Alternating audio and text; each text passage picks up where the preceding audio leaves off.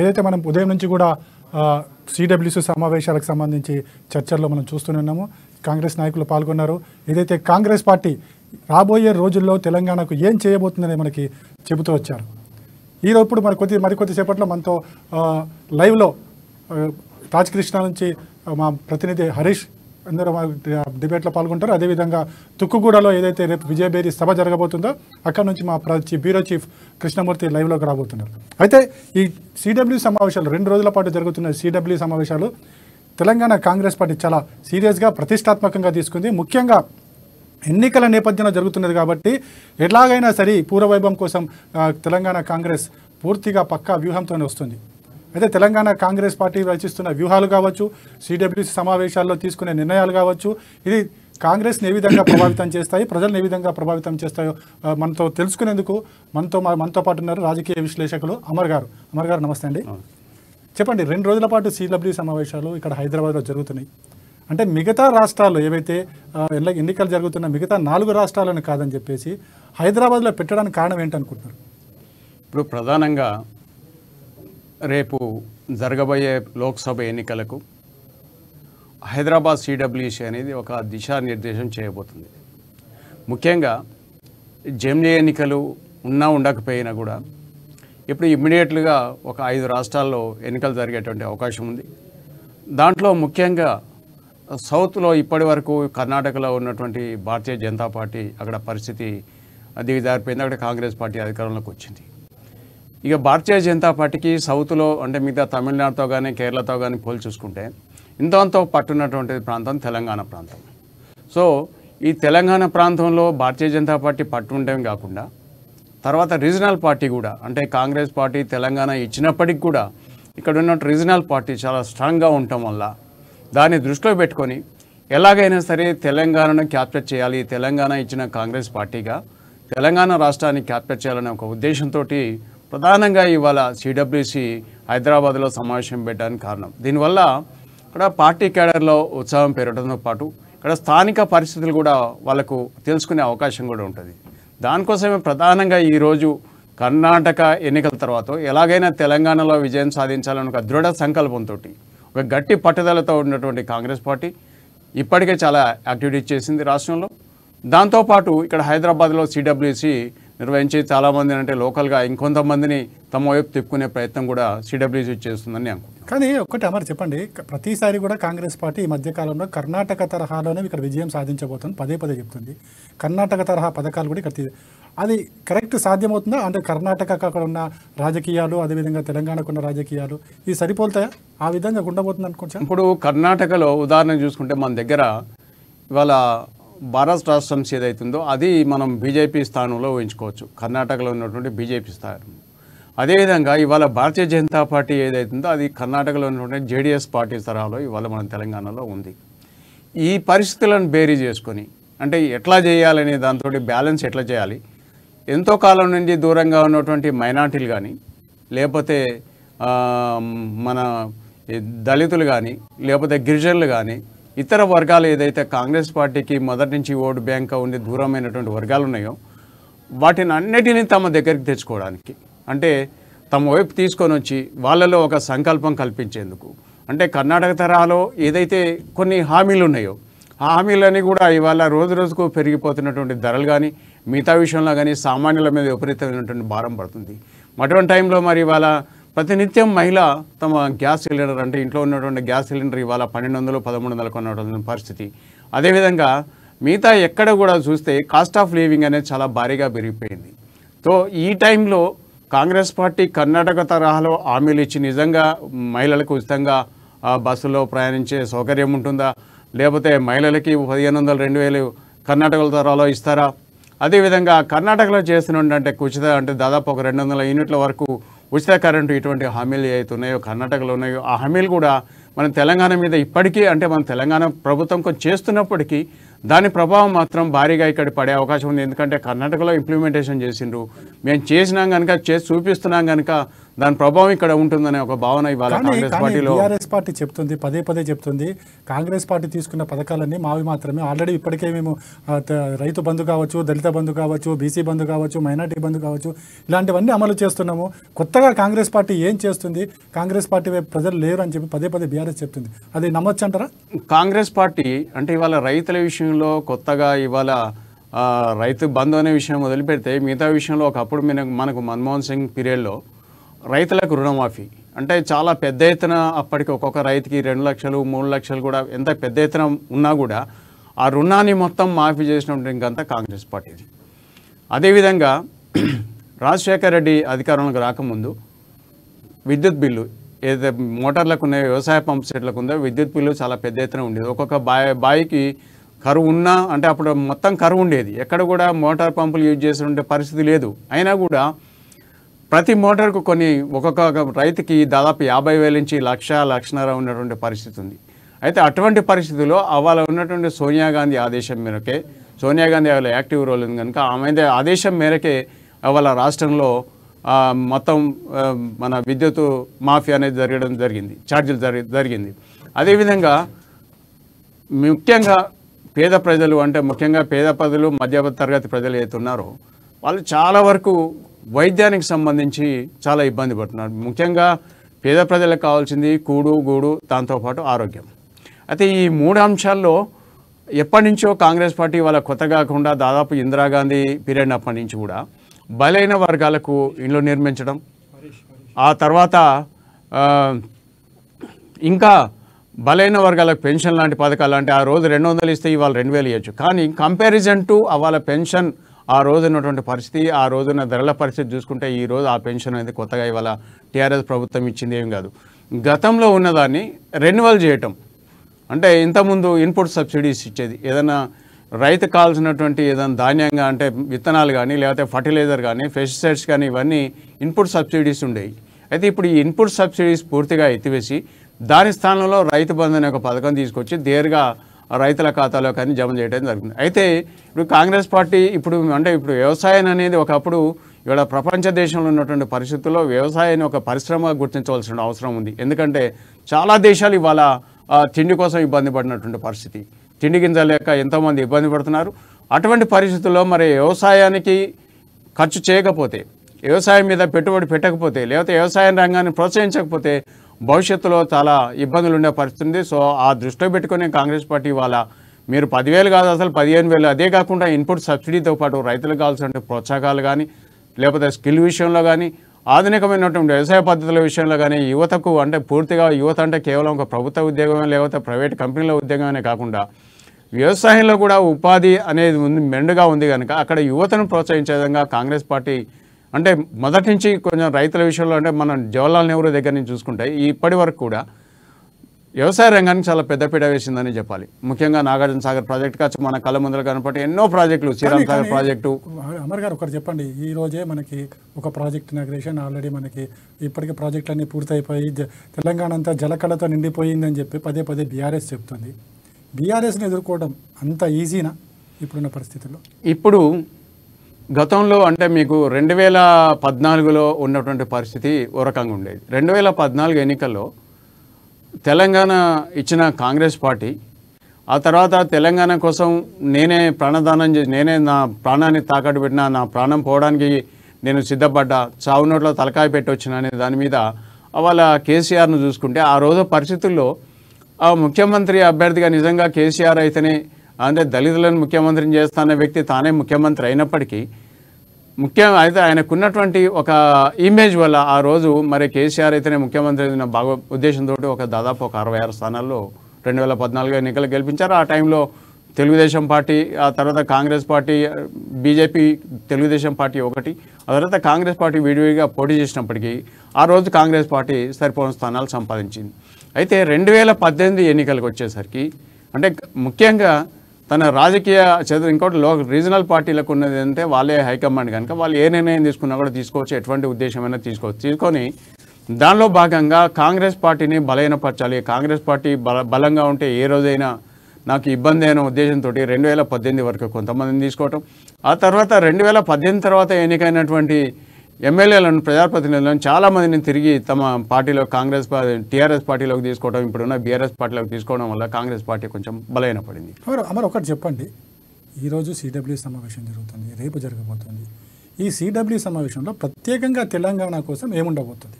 అంటే ప్రత్యేకంగా ఏమైనా నిర్ణయం తీసుకుంటారు? 5 రాష్ట్రాలకు కలిపే నిర్ణయం ఉంటుంది. ఇవాళ ముఖ్యంగా మొత్తం సిడబ్ల్యూఎస్ అనేది మొత్తం భారతదేశానికి సంబంధించినప్పటికీ, లేకపోతే మొత్తం జాతీయ విధానాలు అంటే జమిలీ ఎన్నికలు కూడా వచ్చే అవకాశం ఉంది కనుక మొత్తం కంప్లీట్ దేశవ్యాప్తంగా కాంగ్రెస్ పార్టీని ఏ విధంగా బలోపేతం చేయాలనే దాంతోపాటు ముఖ్యంగా ఈ 5 రాష్ట్రాల్లో అయితే ముఖ్యంగా ఎన్నికలు జరగబోతున్నాయో మొత్తం దేశవ్యాప్తంగా జరగవచ్చు, లేకపోతే 5 రాష్ట్రాల్లో ఎన్నికలు జరగవచ్చు. ఈ 5 రాష్ట్రాల్లో తిరిగి అంటే ఇప్పుడు రాజస్థాన్లో కానీ ఛత్తీస్గఢ్లో కానీ లేకపోతే మధ్యప్రదేశ్కి దగ్గరలో అధికారం వచ్చి తర్వాత కోల్పోయినటువంటి పరిస్థితి మధ్యప్రదేశ్లో. ఇటువంటి రాష్ట్రాల్లో కాంగ్రెస్ పార్టీని తిరిగి బలోపేతం ఏ విధంగా చేయాలి, అక్కడ ప్రజలు ఏమనుకుంటున్నారు, ప్రజలు ఏమాశిస్తున్నారు, ప్రభుత్వం నుంచి ఎటువంటి వ్యతిరేకత ఉంది అంటే దీంట్లో ఈ మధ్యలో చేసినటువంటి సర్వే సంస్థలు 1 కాదు 2 కాదు ఏకంగా దాదాపు ఒక 2-3 సంస్థలు సర్వే చేస్తున్నాయి. మనకు తెలిసినటువంటి సర్వే సంస్థ సునీల్ కనుగోలు ఒకటైనప్పటికీ అటువంటి సంస్థలు దాదాపు 2-3 సంస్థలు ఇలా దేశవ్యాప్తంగా కాంగ్రెస్ పార్టీ పక్షాన వివిధ రూపాల్లో సర్వేలు చేయడం జరుగుతుంది. అయితే ఎక్కడెక్కడ ప్రజలకు ఏమవసరం ఉంది, అసలు కాంగ్రెస్ పార్టీకి దూరమైనటువంటి వర్గాలు ఎట్లా దగ్గర తెచ్చుకోవడం, ఎట్లా ఏ వర్గాలను దగ్గర తెచ్చుకోవాలి. వాళ్ళ మొదటి నుంచి కాంగ్రెస్కు 94 వరకు ఓటు బ్యాంక్గా ఉన్నటువంటి మైనార్టీస్, ముఖ్యంగా ముస్లిమ్స్, ఆ తర్వాత క్రిస్టియన్స్, ఆ తర్వాత దళితులు, వీళ్ళంతా కాంగ్రెస్ పార్టీకి దూరం అవటం వల్లనే వాళ్ళ కాంగ్రెస్ పార్టీ నెగ్గరైనటువంటి పరిస్థితి. సో వీళ్ళందరినీ తిరిగి మళ్ళీ ఎట్లా దగ్గరికి తీసుకురావాలి అని దాని మీద వాళ్ళ ప్రధానంగా దృష్టి పెట్టడం జరుగుతుంది. అంటే దేశంతో పాటు 5 రాష్ట్రాలకు సంబంధించినతో పాటు పెడుతూ at the same time Telangana కూడా చాలా ప్రెస్టీజియస్గా తీసుకుంటున్నారు. ఎందుకంటే ఇక్కడ ఉన్నటువంటి పరిస్థితులు అంటే దాదాపు మార్చి వరకు ఒక రకంగా ఉండేది. మార్చి వరకు ఇక్కడ బీఆర్ఎస్ పార్టీకి భారతీయ జనతా పార్టీ ప్రత్యామ్నాయం అనే పరిస్థితి ఉండేది. కాకపోతే కొన్ని విషయాల వల్ల అంటే కవిత లిక్కర్ కేసు విషయం కావచ్చు, ఇతర కేసుల విషయంలో కావచ్చు, అంటే భారతీయ జనతా పార్టీ మాకు ఎప్పుడో అవకాశం వచ్చినా మేము కేసీఆర్ను జైల్లో వేస్తాము, కాళేశ్వరంలో అవినీతి జరిగింది, లేకపోతే ఇతర ప్రాజెక్టులో అవినీతి జరిగింది, ఈ విధంగా ఆరోపణలు చేసి అంటే అసలు ఏ లెవెల్లో జరిగింది ఆరోపణలు అంటే ఒక దశలో ఇక రేపో మాపో కేసీఆర్ను కూడా లోపలేస్తున్నాం, లేదా కేటీఆర్ను లోపలేస్తున్నాం, టీఆర్ఎస్ నాయకులను లోపలేస్తున్నాం అని చెప్పి పెద్ద ఎత్తున ప్రకటనలు ఇవ్వటం, ఆ తర్వాత ఆ టైంలో ఢిల్లీ లిక్కర్ కేసు వెలుగులో బయటికి రావటం, దాంట్లో కవిత పేరు ఉండటం, ఇదంతా ఈ ఎపిసోడ్ వల్ల అంటే ఈ మొత్తం ఈ తతంగం వల్ల భారతీయ జనతా పార్టీ వ్యవహరించిన తీరు వల్ల ఇవాళ భారతీయ జనతా పార్టీ మార్చి తర్వాత తన గ్రాఫ్ రోజు గణనీయంగా పడిపోతుంది. ఎట్ ద సేమ్ టైం ఇవాళ కేసీఆర్ అంటే ఇష్టం లేని వాళ్ళు యువకులు కావచ్చు, లేకపోతే నిరుద్యోగులు కావచ్చు, ఇంకా ఉద్యోగ వర్గాలు కావచ్చు, ఎటువంటి వర్గాలు అంటే అసంతృప్తితో ఉన్న వర్గాలు మొత్తం ఇవాళ కేసీఆర్ అంటే బీఆర్ఎస్ పార్టీకే ప్రత్యామ్నాయం కాంగ్రెస్ పార్టీ అనేది ఒకటే వాళ్ళ ప్రజలు ఆ వైపు చూస్తున్నారు. ఒకటి చెప్పండి, ఇప్పుడు కాంగ్రెస్ పార్టీకి కేవలం ప్రభుత్వ వ్యతిరేక ఓటే పెరుగుతుందా, లేకుంటే కాంగ్రెస్ పార్టీకి ఆదరణ పెరిగి పాజిటివ్ ఓటు కూడా పెరుగుతుందా? ఇవాళ దేశవ్యాప్తంగా అంటే ఇవాళ మణిపూర్ సంఘటన తర్వాత, ఆ తర్వాత ఇతర రాష్ట్రాల్లో ముఖ్యంగా యూపీలో కానీ లేకపోతే ఇతర రాష్ట్రాల్లో ముఖ్యంగా మైనార్టీల మీద అంటే ముఖ్యంగా ముస్లింల మీద జరుగుతున్నటువంటి దాడులు, ఆ తర్వాత ఇప్పుడు మణిపూర్లో క్రిస్టియన్ల మీద జరుగుతున్న దాడులు, ఇటువంటి విషయాల వల్ల దేశవ్యాప్తంగా ఇవాళ కాంగ్రెస్ పార్టీకి దూరం అయిపోయినటువంటి ముస్లింలు కానీ లేకపోతే క్రిస్టియన్లు కానీ, అదేవిధంగా కాంగ్రెస్ పార్టీ అంటే ఇష్టపడని అంటే ఒక మెజార్టీ సెక్షన్ కాంగ్రెస్ పార్టీ ఏం చేసింది, మాకు ఇన్నాళ్ళకి ఏం చేసిందని ఒక భావన రావటం వల్ల ఎక్కడికక్కడగా రీజనల్ పార్టీస్ పుట్టుకొని రావటం వల్ల కాంగ్రెస్ పార్టీ ఇట్లా బలహీనపడింది. ఆ బలహీన పార్టీని తిరిగి పునరుత్తేజం చేయడానికి, బాగా బలంగా తయారు చేయడానికి ఒక్కొక్కరిని అంటే ఏ వర్గాలను ఏ విధంగా తీసుకురావాలి. ఇప్పుడు మణిపూర్లో జరిగిన సంఘటన అక్కడ ఏం జరిగిందనే విషయాన్ని ఇవాళ ఇక్కడ క్షుణ్ణంగా దాని మీద చర్చించబోతున్నారు. ఆ తర్వాత ఉత్తరప్రదేశ్లో ఏం జరిగింది, మధ్యప్రదేశ్లో ఎటువంటి సంఘటనలు జరుగుతున్నాయి, ఆ తర్వాత ధర్మం పేరిట ఏ విధంగా దాడి జరుగుతుంది, సమాజం మీద ఏ విధంగా దాడి జరుగుతుంది, కేవలం ఒక ధర్మం ఆధారంగా చేసుకొని ఇవాళ సమాజానికి ఏ విధంగా నష్టం జరుగుతుంది అనే విషయాల మీద కూడా బాగా క్షుణ్ణంగా దీని మీద ఒక చర్చించే అవకాశం ఉంది. అదే విషయాన్ని ప్రజలకు తీసుకుపోయేటువంటి అవకాశం స్పష్టంగా కనిపిస్తుంది. మిగతా రాష్ట్రాల విషయాలు పక్కన పెడితే తెలంగాణకు సంబంధించి తెలంగాణ ఇచ్చింది కాంగ్రెస్ పార్టీ, కానీ తెలంగాణలో కనుమరుగయ్యే పరిస్థితి వరకు కాంగ్రెస్ పార్టీ వచ్చింది. ఎవరైతే పార్టీకి దూరం అయ్యారో వారి దగ్గర చేర్చుకుంటున్నామన్నారు. ఏ విధంగా చేర్చుకుంటారు అంటే దూరమైన వాళ్ళు మళ్ళీ దగ్గర రావాలంటే ఏంటి, వీళ్ళ దగ్గర ఉన్న వ్యూహాలు ఏంటి, లేకుంటే వీళ్ళు ప్రజలకు ఇచ్చే పథకాలు ఏంటి, ఎట్లా ఉండబోతున్నాయి అనుకోవచ్చు? ఇప్పుడు తెలంగాణ అంటే వెనుక ముందు ఆలోచించకుండా తెలంగాణ అంటే చాలామంది ఆంధ్ర ప్రాంతంలో తెలంగాణకు మొదటి నుంచి లాయల్గా ఉన్నటువంటి ఎంతోమంది కాంగ్రెస్కు అంటే ఫ్రమ్ ది బిగినింగ్ వాళ్ళు కాంగ్రెస్లో పుట్టి కాంగ్రెస్లో పెరిగి కాంగ్రెస్ కోసమే తమ జీవితాలను త్యాగం చేసినటువంటి నాయకులు ఆంధ్ర ప్రాంతంలో ఎంతోమంది ఉన్నారు. వాళ్ళందరూ కూడా తెలంగాణను సపరేట్ చేయొద్దు, తెలంగాణను సపరేట్ చేస్తే మా ప్రాంతంలో మేము దెబ్బతింటాం, ఈ రెండింటికి సొల్యూషన్ తీసుకొని ఈ హడావుడి 2014 కాదు తర్వాత అయినా చేయొచ్చు, మీరు చేయాలనుకుంటే కరెక్ట్గా బైఫర్కేట్ చేయాలనే దాంతో ఆ ప్రాంత నాయకులు పెద్ద ఎత్తున డిమాండ్ చేస్తారు. At the same time Chidambaram ప్రకటన తర్వాత కొంచెం జాప్యం జరగడం వల్ల మన దగ్గర యువకులు ఒక్కొక్కరి తర్వాత చనిపోవటం, చాలామంది యువకులు బలిదానాలు చేసుకోవటం, శ్రీకాంతాచారి నుంచి మొదలు పెడితే ఎంతోమంది యువకులు తమ ప్రాణాలు త్యాగం చేయటువంటి సంఘటనలు చూసిన తర్వాత సోనియా గాంధీ జనరల్గా సోనియా గాంధీ మనస్తత్వం ఆమె ఒక మాట ఇస్తే వెనక్కి తీసుకున్నటువంటి పరిస్థితి ఆమెది. సో ఆ మాట మీద నిలబడి ఈరోజు అంటే ఈ తెలంగాణ ప్రాంతంలో ఇంతమంది యువకులు చనిపోతున్నారు, ఒక తల్లిగా నేను వాళ్ళ మరణాన్ని తట్టుకోలేకపోతున్నాను, తర్వాత పార్టీ పరిస్థితి ఏమన్నా కానీ ఆంధ్ర ప్రాంతంలో పార్టీ ఉంటుందా లేదా అనే విషయాన్ని కూడా ఆలోచించకుండా తెలంగాణను డిక్లేర్ చేయడం జరిగింది. సో ఈ పరిస్థితుల్లో మరి నిజంగా తెలంగాణ ఇచ్చిన కాంగ్రెస్ పార్టీని ప్రజలు ఎంత ఆదరిస్తున్నారు అంటే అసలు ఎంతవరకు జరుగుతుంది, ఎంత ఆదరించారని చూస్తే నిజంగా లేదనే చెప్పాలి. అసెంబ్లీ ఎన్నికల్లో కావచ్చు, లేకపోతే సాధారణ ఎన్నికల్లో కావచ్చు, గ్రామ పంచాయతీ ఎన్నికల్లో కావచ్చు, జిల్లా పరిషత్ ఏదైనా కానీ స్థానిక సంస్థల ఎన్నికల్లో కూడా కాంగ్రెస్ పార్టీని ప్రజలు పెద్దగా ఆదరించినటువంటి పరిస్థితి లేదు. అయితే 2018 ఎన్నికల్లో ముఖ్యంగా బీఆర్ఎస్ పార్టీకి లాభం జరిగినటువంటి అంశం అతను చంద్రబాబు నాయుడుతో జతగట్టడం, అంటే మళ్ళీ తెలంగాణ వాదాన్ని బయటికి తీసుకొచ్చి లేదా మేము తెలంగాణ ద్రోవులను మళ్ళీ తీసుకొస్తున్నారు, మన ఫైళ్ళను మళ్ళీ విజయవాడ పట్టుకోవాలన్నా అమరావతి పట్టుకోవాలన్నట్టు ఒక దాన్ని తీసుకురావటం. ఆ తర్వాత కేసీఆర్ తిరిగి అధికారంలో రాకపోతే కాళేశ్వరం లాంటి ప్రాజెక్టులు కానీ లేకపోతే ఏదో చేస్తున్నటువంటి సంక్షేమాలు కానీ పథకాలు కానీ పూర్తిగా ఆగిపోతాయి. ఇవి ఆగిపోతే తిరిగి కొత్తగా వచ్చే కాంగ్రెస్ పార్టీ మీకు ఏం చేయదు అనే ఒక దాని మీద ప్రాపగండ జరిగింది. అయితే ఇప్పుడు పరిస్థితుల్లో అంటే తాజాగా మన కళ్ళ ముందు జరిగినటువంటి కర్ణాటక ఎన్నికలు, ఆ కర్ణాటక ఎన్నికల్లో ప్రజలకు ఇచ్చినటువంటి హామీలు అంటే ఏదైతే హామీలు వరుసగా ఇచ్చినటువంటి హామీలు వరుసగా అమలు చేస్తూ వస్తున్నారు. సో మేము మాట ఇవ్వడమే కాదు, హామీ ఇవ్వడమే కాదు, ఆ హామీలను మేము ముందుకు తీసుకొస్తామనే దాంతో చెప్పు. Okay right. అమరు కొద్దిసేపు మా ప్రతినిధి హరీష్ తాజ్ కృష్ణ దగ్గర ఉన్నారు. తాజ్ కృష్ణ మరికొద్ది సేపట్లో సిడబ్ల్యూ సమావేశాలు ప్రారంభం కాబోతున్నాయి. ఇప్పటికే సోనియా గాంధీ, రాహుల్ గాంధీ కూడా హైదరాబాద్కు చేరుకోవడం జరిగింది. అక్కడ తాజా పరిస్థితిని మా ప్రతినిధి హరీష్ అందిస్తారు. హరీష్ చెప్పండి, సిడబ్ల్యూ సమావేశాలు ఎప్పుడు ప్రారంభమవుతున్నాయి, అక్కడ ప్రజెంట్ ఉన్న సిచ్యువేషన్ ఏంటి?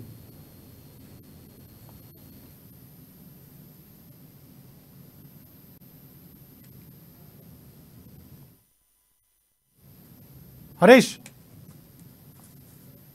నేను చెప్పే మాటలు వినిపిస్తున్నాయా?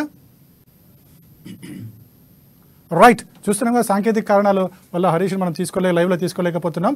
అయితే చెప్పండి అమర్ గారు, ఇప్పుడు మీరు మాట్లాడిన దాంట్లో ఇప్పుడు సిడబ్ల్యూసి సమావేశాలు ఈరోజు జరుగుతున్నాయి, రేపు జరుగుతున్నాయి, రేపు విస్తృత స్థాయి సమావేశాలు జరగబోతున్నాయి.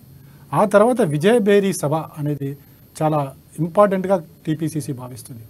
ఈ సమావేశాల వల్ల, ఈ సభ వల్ల ప్రజల్లో ఏదైనా మార్పు వస్తుంది అనుకుంటున్నారా? అంటే సోనియా గాంధీ స్పీచ్ ఏ విధంగా ఉండబోతుందని ఒక ఉత్సాహంగా అనిపిస్తుంది. ఎట్లా ఉండబోతుందని మీరు ఆలోచిస్తారు?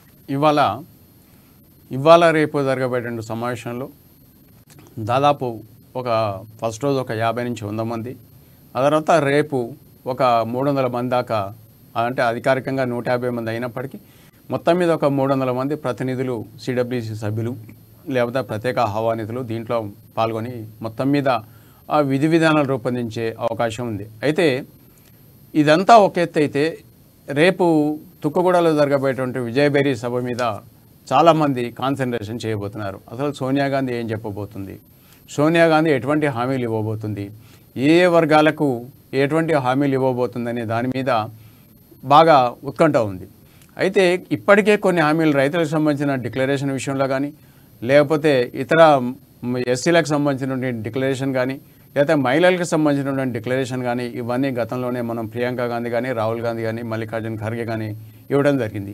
అదేవిధంగా రేపు జరగబోయేటటువంటి సమావేశంలో ముఖ్యంగా యువతకు ఏ విధంగా ముఖ్యంగా నిరుద్యోగులైనటువంటి యువకులు కానీ లేకపోతే విద్యార్థులు కానీ వాళ్ళ భవిష్యత్తు ఏ విధంగా ఉండబోతుంది, వాళ్ళ కోసం ఎటువంటి హామీ ఇవ్వబోతున్నాం, వాళ్ళకి ఎటువంటి ఉపాధి అవకాశాలు ఇవ్వకపోతున్నాం. అంటే నిరుద్యోగ వృత్తి అప్పటి వరకు వాళ్ళకి ఎంకరేజ్మెంట్గా అంటే కాంపిటేటివ్ ఎగ్జామ్స్ ప్రిపేర్ కావడం కానీ లేకపోతే ఇతరత్ర వాళ్ళు స్థిరపడడానికి నిరుద్యోగ వృత్తి లాంటిది ఒక అంశం ప్రకటించేటువంటి అవకాశం ఉంది.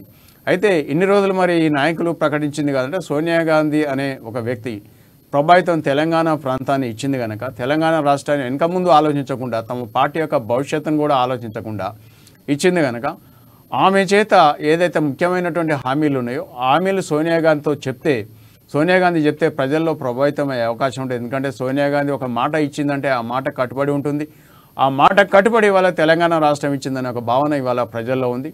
సో అదే భావనను రేపు సోనియా గాంధీ విజయబేరి సభలో ముఖ్యంగా స్థానిక ఉన్నటువంటి పరిస్థితులు కానీ లేకపోతే ఇతర విషయాలు కానీ ఎక్కడెక్కడ ప్రజల్లో ఉన్నటువంటి అసంతృప్తిని బేస్ చేసుకొని దూరం అంటే బాగా అసంతృప్తులను ఈ విధంగా చేయాలి, లేకపోతే దూరమైనటువంటి కాంగ్రెస్ వర్గాలను తిరిగి తమ దగ్గరికి ఏ విధంగా తీసుకుపోవాలనే దాని మీద ముఖ్యంగా రేపు సోనియా గాంధీ హామీలు ఇవ్వబోతున్నారు.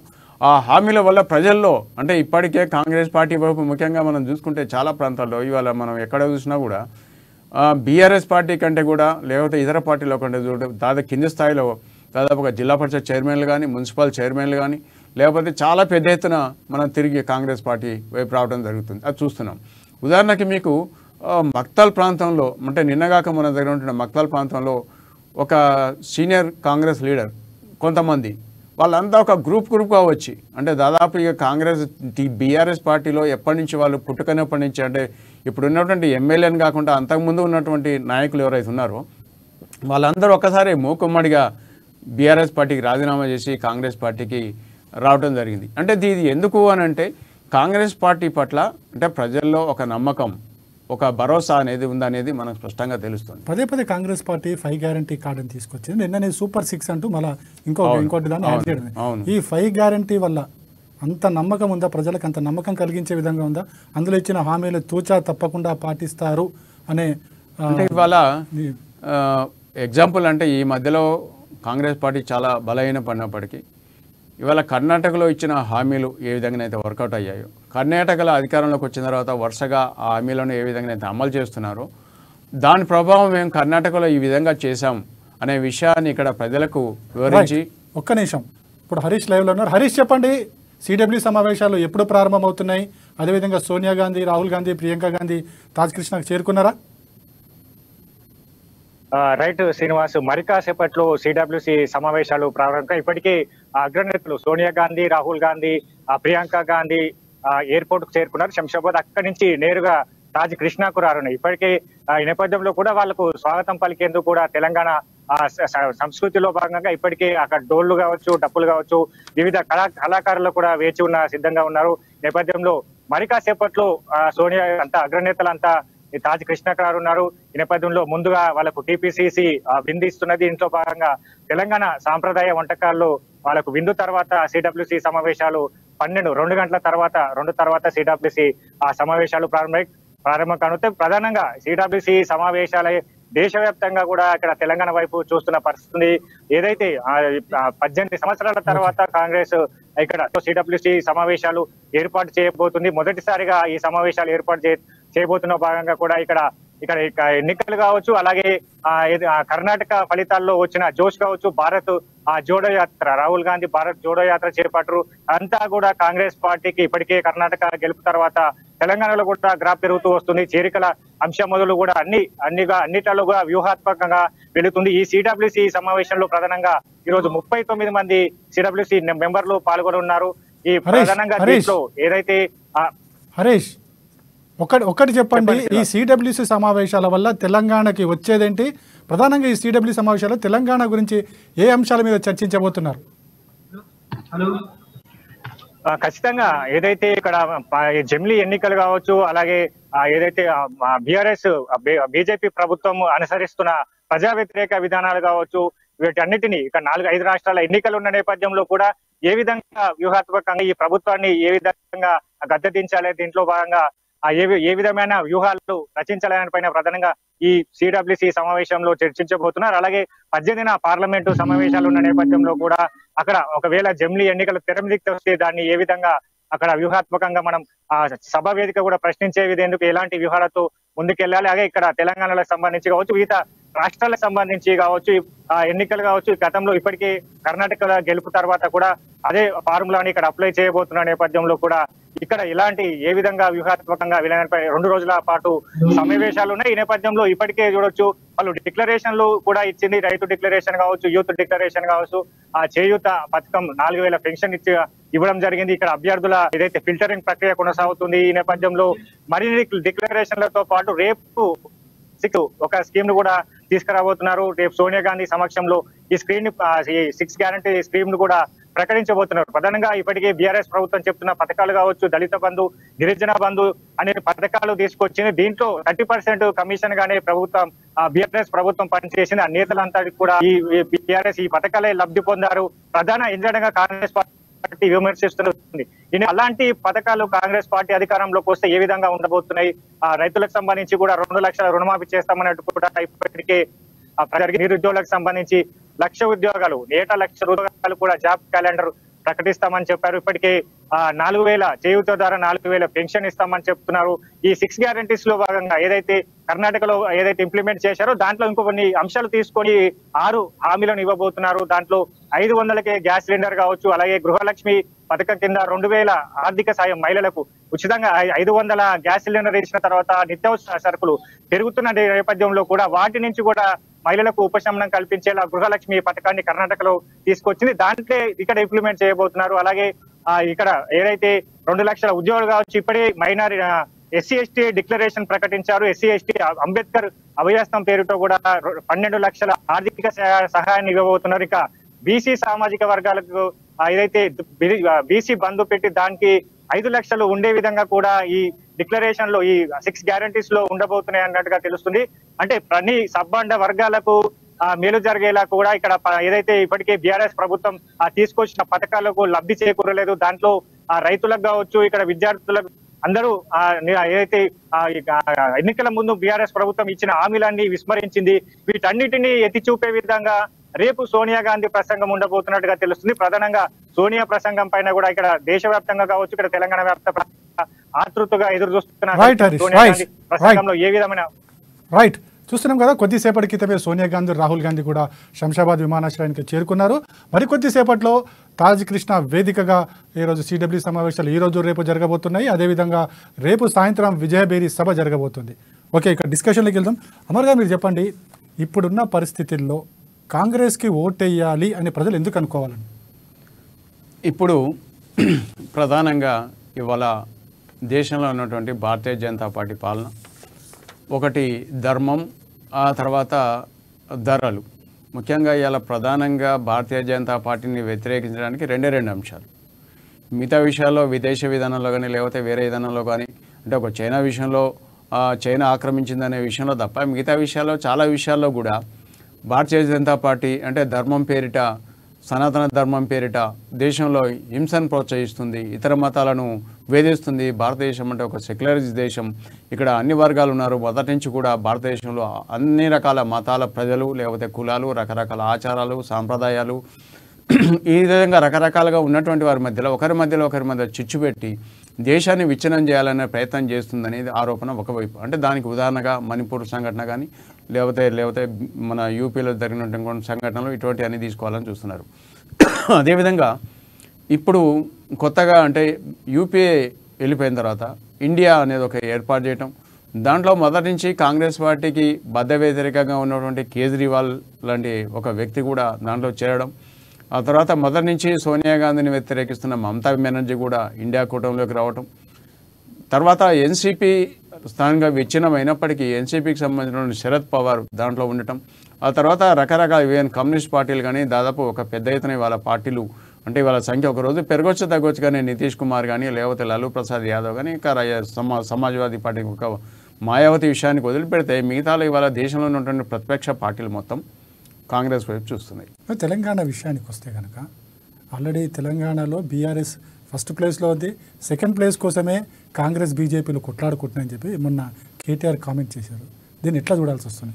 జనరల్గా ఏదైనా ఒక ప్రభుత్వం ఫస్ట్ టర్మ్ ఓకే అక్కడ అవకాశం ఇవ్వాలి, వచ్చిన దాన్ని ఒక 5 ఏళ్లలో ఏం చేస్తాడు, రాగానే తెలంగాణ ఏమైనా మారిపోతుందా అనే దాని మీద ఫస్ట్ టైం ఒక టర్మ్లో ఒక ఆలోచన చేశారు. దానితో పాటు తెలంగాణ సెంటిమెంట్ అనేది కూడా బాగా వర్కౌట్ అయింది 2018లో.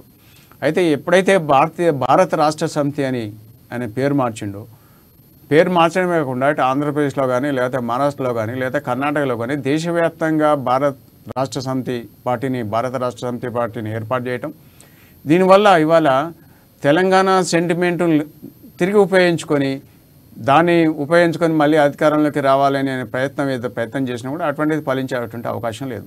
సహజంగానే ఒక ప్రభుత్వం ఒక 10 సంవత్సరాల అధికారంలో ఉన్నప్పుడు ప్రజా వ్యతిరేకత చాలా భారీ స్థాయిలో ఉంటుంది. అంటే ముఖ్యంగా మనం తెలంగాణ ప్రాంతంలో చూసుకుంటే 94 తర్వాత అంటే మామూలు 89లో ఎన్టీ రామారావు చాలా పెద్ద ఎత్తున మెజార్టీతో 83లో అధికారంలోకి రావడం జరిగింది.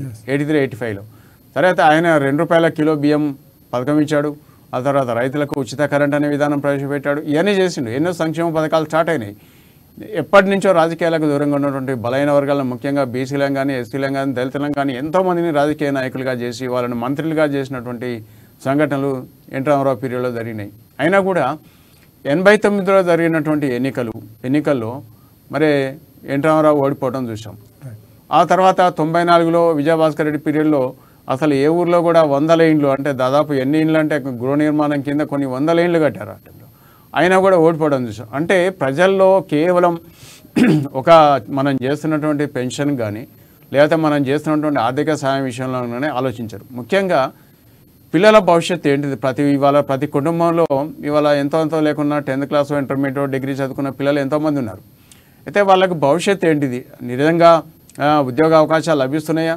ఉద్యోగ అవకాశాలు లభిస్తే దాంట్లో మంచి పారదర్శకత ఉంటుందా అనే విషయంలో ఆలోచిస్తే మనం గ్రూప్ సర్వీస్ కానీ ఆ తర్వాత ఇతరత్ర జరిగినటువంటి ఎగ్జామ్స్లో కానీ ప్రతి దగ్గర ఈవెన్ 10th క్లాస్ ఎగ్జామ్లో కానీ ఇటువంటి దాంట్లో ప్రతి దగ్గర కూడా ప్రభుత్వ లోపం చాలా స్పష్టంగా కనపడుతుంది. ఇవాళ ముఖ్యంగా యువత అంటే దాదాపు ఒక 80% యువత కేసీఆర్ కానీ లేకపోతే ఎంత చెప్పినప్పటికీ లేదు నేను చాలా సమర్థంగా చేస్తున్నాను, మీకోసం ఇన్ని పథకాలు తీసుకొచ్చాను, నిరుద్యోగ వృత్తి ఇస్తాను, లేదు ఇంకా 5,000 ఇస్తాను, నెలకు 1,00,000 ఉద్యోగాలు ఇస్తానని చెప్పినప్పటికీ ఇవాళ యువత బీఆర్ఎస్ను నమ్మేటువంటి పరిస్థితి లేదు. మీ అబ్జర్వేషన్ బట్టి మీరు చాలా కాలంగా మీడియాలో పనిచేస్తున్నారు. మీ అబ్జర్వేషన్స్ బట్టి ఇప్పుడున్న పరిస్థితుల్లో పోటీ ఎట్లా ఉండబోతుంది? ఏ పార్టీల మధ్య పోటీ ఉండబోతుంది? ఏ పార్టీ అంటే ఇప్పుడు చాలామంది చెప్తున్నారు టఫ్ పోటీ ఉండబోతుంది అని చెప్పేసి చెప్తున్నారు. కానీ పోటీ ఆ విధంగా ఉంటుందా? ఎట్లా ఫ్యూచర్లో ఎలా మనం ప్రిడిక్ట్ చేయొచ్చు? ఇప్పుడు మనం ఈ రోజు ఉన్నటువంటి పరిస్థితుల్లో అంటే మార్చి వరకు తెలంగాణ రాష్ట్రంలో త్రిముఖ పోటీ ఉండేది. అంటే భారతీయ జనతా పార్టీ కొన్ని చోట్ల, ఆ తర్వాత కాంగ్రెస్ పార్టీ కొన్ని చోట్ల, బీఆర్ఎస్ పార్టీ కొన్ని చోట్ల. మార్చి వరకు ఉన్న పరిస్థితుల్లో తిరిగి బీఆర్ఎస్ పార్టీ అధికారంలోకి వస్తుంది అనేది ప్రతి ఒక్కరూ మనం భావించినటువంటి పరిస్థితి. ఎందుకంటే ఈ ఓటర్లలో చిలుక రావటం, వ్యతిరేక ఓట్లలో చిలుక రావటం, మెజార్టీ అంటే కొంత భాగాన్ని భారతీయ జనతా పార్టీ చీల్చుకొని పోవటం, కొన్ని భాగాల్లో కాంగ్రెస్ చీల్చుకొని పోవటం వల్ల మెజార్టీ మళ్ళీ తిరిగి బీఆర్ఎస్ పార్టీకే వస్తుందని మనం భావించాం. కానీ మార్చి తర్వాత భారతీయ జనతా పార్టీలో ఆ పార్టీ అనుసరిస్తున్నటువంటి విధానాల వల్ల ఆ గ్రాఫ్ క్రమంగా ఇవాళ 22 ఉన్నటువంటి మన 2018 ఎన్నికల్లో దాదాపు ఒక 22 ఎంతో అనుకుంటాను, 22 పైన అనుకుంటాను. ఆ గ్రాఫ్ క్రమంగా అది పడిపోయింది. అది చివరి కొన్ని ప్రాంతాల్లో అసలు 7 నుంచి 10% పడిపోయినటువంటి పరిస్థితి. అయితే ఈ వ్యతిరేకంగా ఉన్న వర్గాలు మొత్తం కాంగ్రెస్ వైపు చూస్తున్నారు. వాళ్ళు అంటే ఆల్టర్నేటివ్ ఎవరు అంటే నాకు ఇవాళ కేసీఆర్కు వ్యతిరేకంగా ఉండటం వల్లనే, బీఆర్ఎస్ పార్టీకి వ్యతిరేకంగా ఉండటం వల్లనే, కేసీఆర్ ప్రభుత్వానికి వ్యతిరేకంగానే ఇవాళ బీజేపీ వైపు చూశారు, కొంతమంది కాంగ్రెస్ వైపు చూస్తున్నారు. అయితే ఈ బీఆర్ఎస్ వైపు చూస్తున్నటువంటి మొన్నటిదాకా బీఆర్ఎస్ వైపును బాగా అది బీజేపీని బాగా ఇష్టపడేటువంటి వర్గాలు ఈరోజు తిరిగి కాంగ్రెస్ పార్టీ వైపిస్తారు. రైట్ చూస్తున్నాం కదా. ఏదైతే గత కొన్ని నెలలుగా కూడా బీజేపీ వైపు ఉన్న వర్గాలు ఏవైతే ఉన్నాయో వాళ్ళంతా కూడా కాంగ్రెస్ వైపుకు ఆకర్షితులు అవుతున్నారని మనకు మంతా అమర్ గారు చెప్తున్నారు. రైట్ కొద్దిసేపట్లో తాజ్ కృష్ణ వేదికగా సిడబ్ల్యూసీ సమావేశాలు ప్రారంభం కాబోతున్నాయి. ఇప్పటికే అతిరథ మహారంజులందరూ కూడా చేరుకున్నారు. ఈరోజు రేపు బీఆర్ఎస్ సిడబ్ల్యూసీ సమావేశాలతో పాటుగా రేపు సాయంత్రం విజయబేరి సభ జరగబోతుంది. రైట్ చూస్తూనే ఉండండి అమ్మా న్యూస్.